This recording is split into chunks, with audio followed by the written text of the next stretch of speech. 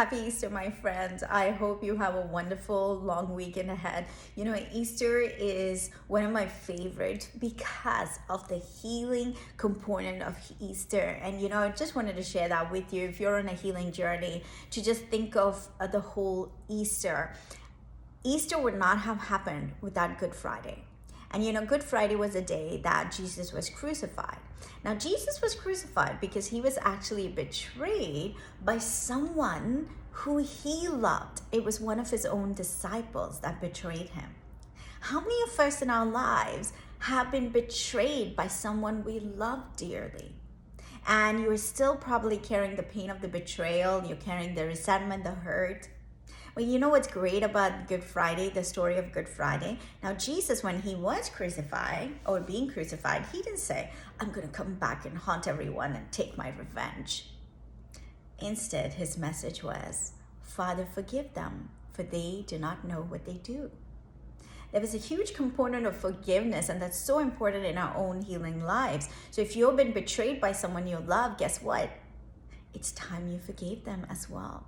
Let Easter be a reminder for you to look at the people in your life that needs forgiveness. And maybe that person is none other than you yourself. Forgive yourself. Think of your childhood. Start there. Oftentimes the journey starts in childhood. Who were some of the people who betrayed you in your childhood? Then go into your teens, your adulthood, the younger years, and maybe 2 weeks ago someone hurt you and you need to forgive them. Or maybe it was yesterday, right? Think of all the people you need to release, and let Easter be that new beginning where you get to release these wounds, release the resentment. Now, that being said, there's more to the Easter story, right? Easter story, Jesus died on the cross. Good Friday, Jesus died on the cross. And he said, it is done. And he released his spirit to God. Now, the disciples thought he was dead, and they were really disappointed and sad. And they buried him in the tomb. And 2 days later, Jesus came back to life. And his own disciples, to whom he did say, hey, I will be coming back to life, did not believe him when they saw him, because it's not humanly possible. So they thought he was a ghost, and he had to say, here, touch me, so you can see I'm not a ghost. I did tell you I was coming back, right? So the people you love sometimes may not believe in what your purpose in life is, but that shouldn't keep you from following your purpose. Now, there's another element to the Easter story that I love, and that element of the Easter story is sometimes death needs to happen for the resurrection. If death of Christ didn't happen, resurrection wouldn't have happened. And resurrection is a reason that there are so many people in this world who actually found God through the religion of Christianity. It happened without the death, because the resurrection is a reason. Same thing in your own lives. What are you so afraid to figuratively let go of, to figuratively kill, to figuratively release from your life? What are you afraid of? Some of you are stuck in jobs that you know is not serving you, and it's time to release. Because without releasing this one thing, you cannot find that beautiful, perfect job that you've been waiting for. It's waiting for you. But if you don't have time to even apply for this new job, how would you know there's an amazing job in your future? Or maybe it's a business you need to start.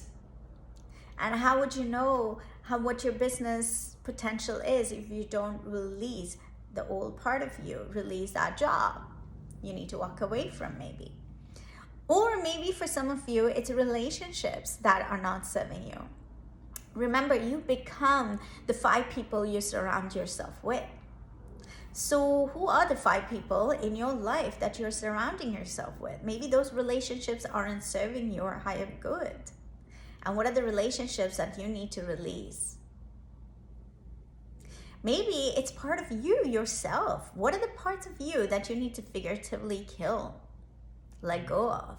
Maybe it's your limiting beliefs, the beliefs that are told, that have told you you need to fear judgment of others, you need to fear abandonment, you are not enough, you need to fear rejection. Maybe those are the beliefs that have driven your behaviors thus far.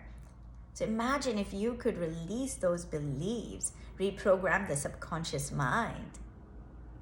Maybe in your childhood you were programmed such a way that the little boy or girl within thought you were not enough, that you had to be a certain way on planet Earth, or else you would face rejection, or else you would face judgment from people. And yeah, we live in a society where we have evolved to be afraid of judgment and rejection because we do want to fit in, because when in the tribe, if you didn't fit in, there was no protection. So it is a very inherent need of ours. It's deep within, but it doesn't have to control us anymore, because that very need of being safe in a society where we are actually pretty safe, and now we get to thrive rather than survive.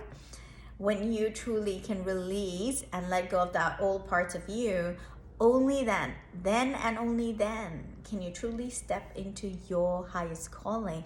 Only then can you truly feel fulfillment.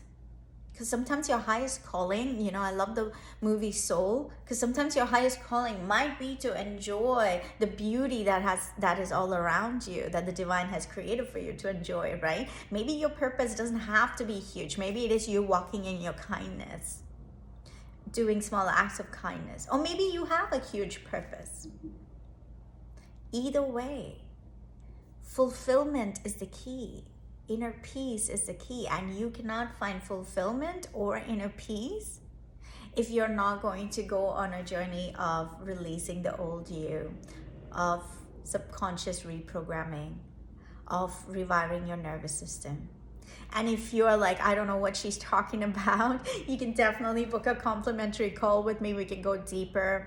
Or we do have a 21-day challenge happening at Rewiring Minds, and I want to invite you to join it. It's an absolutely free challenge. And if you want to taste what that inner peace tastes like, if you want to taste what freedom, true freedom, fulfillment tastes like, you can get a taste of it in the 21-day challenge. So come join us. You can DM me soon.